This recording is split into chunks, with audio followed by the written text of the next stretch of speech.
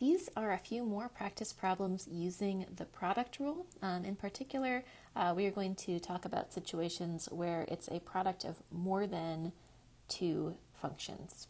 So we know that the product rule says that the derivative of f of x times g of x is equal to the first function times the derivative of the second function plus the second function times the derivative of the first.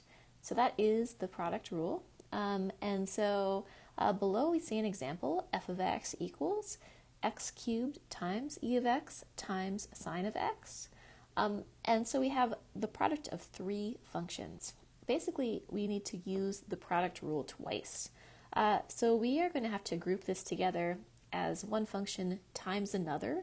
Let's start by grouping it, and it doesn't matter the way in which we do this. Let's do it this way. X cubed so x cubed is our first function, and e to the x sine x is our second function. If we grouped it together differently, if we said x cubed e to the x is our first function and sine of x is our second function, that would have been fine as well. It does not matter in which way you group these. Okay, so what is f prime of x? F prime of x is our first function, that's x cubed, times the derivative of our second function. So now we're going to need the product rule inside here to take the derivative of that second function. So derivative of e to the x times sine x is the first function, e to the x, times derivative of sine of x is cosine of x, plus the second function, sine of x, times the derivative of the first function, that's e to the x, and that is the derivative of the second function. So that's first times the derivative of the second, and now we can do plus the second times the derivative of the third. The second function is e to the x sine x. So second function times the derivative of the first, that's 3x squared. And so that is our entire derivative. We could rewrite that. F prime of x is, well, there's x cubed e to the x cosine x plus x cubed e to the x sine x plus 3x squared e to the x sine x. And so we could leave it as that. If we want, we could factor certain things out, and that would be fine. So that we see that there's an e to the x in every term. We also see that there's an x squared in every term. There's a sine x in two of the terms, but not in all of them, so we can't factor that out. But x squared, e to the x, there's one x left and a cosine x, plus one x left and a sine x, plus 3 sine x. So any of those ways of writing f prime of x, the derivative, is just fine. All right, let's take a look at an example for you to try. How about if you try g of x equals 5x to the fourth times natural log of x times cosine of x, and of course I'd like you to take the derivative of that function. So get out a piece of paper, give that a try, and we'll talk about it in a moment. Okay, derivative of 5x to the fourth times natural log of x times cosine of x.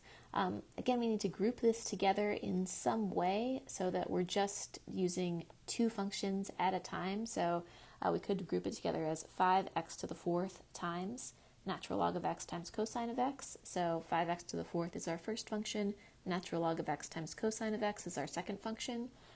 We could group it together the other way if we want. It really doesn't matter. But using it this way, g prime of x is the first, 5x to the fourth, times the derivative of the second. The second is, so the derivative of the second function is, now taking the derivative using the product rule, the first times the derivative of the second, derivative of cosine of x is negative sine of x, plus the second.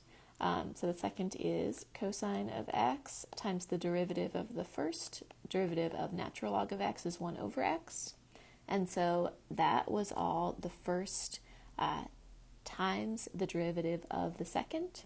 Now we want the second, which is natural log of x cosine of x, times the derivative of the first. The derivative of 5x to the fourth is 20x cubed. And so all of that is our derivative. We could rewrite that if we wished as, let's see, we've got a 5x to the third in everything, so let's factor a 5x to the third out of everything. What else do we have that's in all of the terms? Yeah, there's not, I don't think, anything else in common between all of those terms. So 5x to the third times negative sine x, natural log of x, times x.